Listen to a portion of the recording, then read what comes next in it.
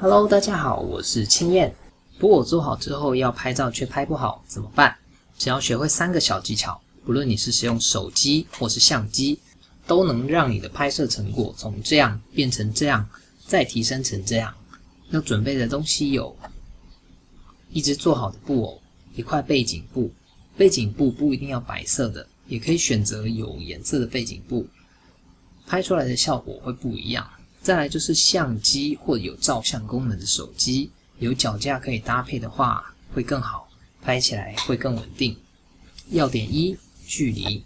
一般新手使用手机在拍摄比较小的物品时，通常会自然的把手机靠近物品，这样子拍出来会有2个缺点。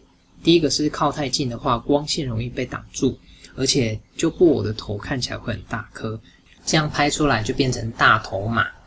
这个时候需要把手机切换到长焦镜头，或者是使用2倍放大，接着把手机拿远，距离远了之后就会发现布偶的头跟刚刚的画面比起来，它的比例已经不一样了，这样子拍出来的比例就会比较正确，才不会有广角变形的问题。另外就是拿远的时候比较不容易拍到背景以外的范围，手机拿远一点，然后放大2倍，这样的画面看起来就更干净了。要点2：先拍正面。之前我拍的时候常常犯一个错误，就是我从侧面开始拍的话，拍好然后转再转，结果布偶的眼神就没有对着镜头了。那第2个重点就是角度，或者说镜头的位置要对布偶的眼睛方向，这样拍到正面的时候，布偶的眼神才会看着镜头。好，那我再重新拍一次，正面45度角，侧面，这样都拍了之后还是会觉得不够好，为什么呢？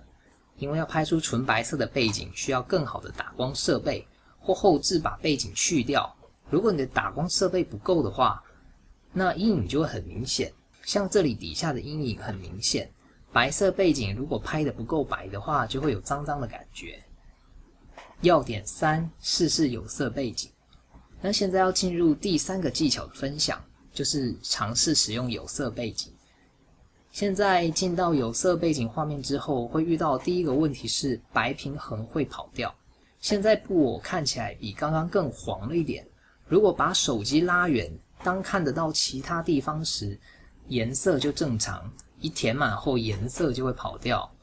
这时就要切换到专业模式，没有专业模式的手机后面会另外教方法。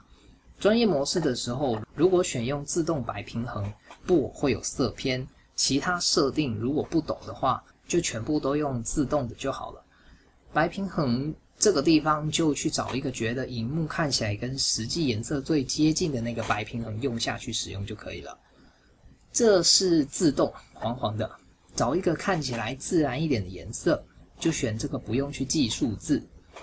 实际用眼睛去看，觉得哪一个颜色看起来顺眼，就用那个白平衡去拍照就可以了。我们从正面先开始，如果手机可以启用9宫格的话，要把它打开，这样子会比较方便对位置。3张照片拍好之后，我们就可以进到图片库进行编辑。如果你的手机没有专业模式的话，在拍完照之后进到 Instagram， 使用编辑功能，在这里有一个暖色调节，暖色调节的滑杆，把它往左边调就会偏蓝，往右边调就会偏黄。由于这张照片偏黄，因此将它调往偏蓝的方向，按完成。有些相机可能拍摄的时候进光量不足，那就把亮度也增加一些，这样子就可以让画面看起来更好看。回顾这一集的重点： 1. 距离拉远，使用长焦拍摄。 2.